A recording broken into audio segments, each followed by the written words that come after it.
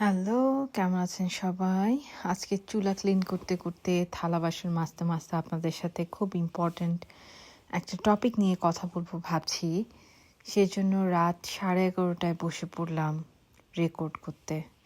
অনেক রাত হয়েছে, ঘুমাতে যাব। বাট মাথায় কিছু কথা ঘুরপাক খেয়ে যাচ্ছে। I am thinking like financial freedom, যেটা মেয়েদের জন্য ফাইন্যান্সিয়াল ফ্রিডমটার কথা আমরা সবাই বলি that this is very important. But do you guys think that financial freedom for a woman, is it a necessity or it's just a part of our luxury? যে feminine আমরা বলি যে আগের মায়েরাই ভালো ছিল, অল্পের মধ্যে খুশি থাকতো। এখনকার মেয়েরা বেশি উচ্চাভিলাষী, অনেক কিছু চায়, সেজন্য তারা নিজের বাচ্চাদেরকে না পেলে অন্য কোথাও লাইক অন্য বাইরে চলে যায় কাজ করতে।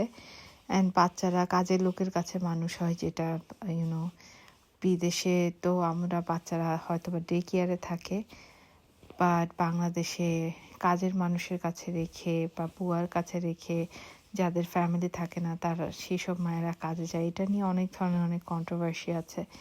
অনেকে চান না তাদের বাচ্চা অন্য কারো কাছে, কোনো হেল্পের কাছে বড় হোক। অনেকে চায় মা বাচ্চা বড় করুক। আমি একজন working mother.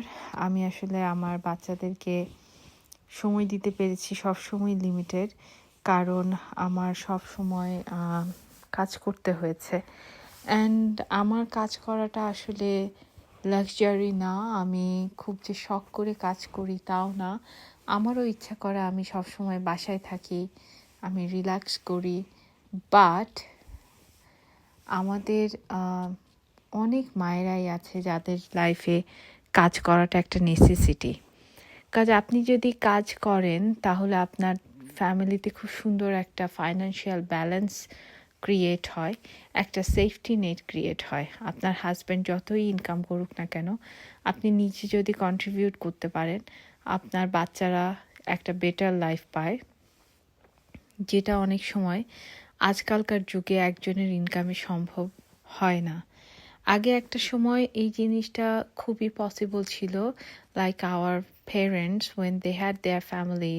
My father used to earn and we had a pretty much good life because we had a different lifestyle. But nowadays everything is so expensive. Even if you think about education, if you send your kids to an English medium school in Dhaka, that's quite expensive. বিদেশের ব্যাপারটা একটু আলাদা। এখানে আসলে school আমাদের free, we have free education in New Zealand, but still the rent, the mortgage, the food, then petrol, car insurance, and so many other things. Everything is so expensive. এই জন্য আসলে একজন কাজ করে সংসার পুরোপুরি এক্সপেন্সগুলো বিয়ার করা খুবই ডিফিকাল্ট হয়ে যায়।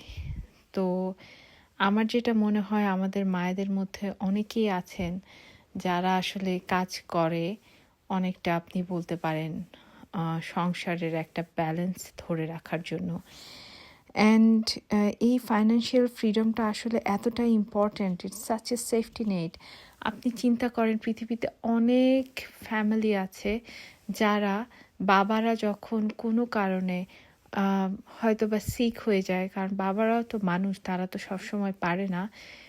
So if your husband is like unwell or he may face like redundancy, and if you earn that time, family আসলে একটা বড় বিপর্যয়ের হাত থেকে বেঁচে যায়। অ্যান্ড এটা আসলে যে কত বড় ব্লেসিংস, সেটা আমাদের মতো মিডল ক্লাস ফ্যামিলি ছাড়া আসলে অন্যদের পক্ষে বোঝা সম্ভব না। If you are very much blessed, if you have a huge family inheritance, that's a different issue. But if you are working class like me, then this safety net is very, very important. So আমার মনে হয় প্রত্যেকটা মেয়ের উচিত নিজের একটা strong background create করা, যেখানে তারা আর্ন করবে, তাদের ফ্যামিলিতে কন্ট্রিবিউট করতে capable হবে, and they can do whatever they want. It's so important. আপুরা আপনারা সবাই চেষ্টা করবেন নিজেরা কিছু করতে, অ্যান্ড নিজেরা কিছু করাটা আসলে অনেক অনেক অনেক বেশি ইম্পর্ট্যান্ট। আমারও অনেক ডিফিকাল্টিজ আছে, I have a special child, but আমি আমার একটা স্পেশাল নিড চাইল্ডকে নিয়েও কখনো আসলে থেমে থাকিনি, আর আমি থেমে থাকতে চাইও না।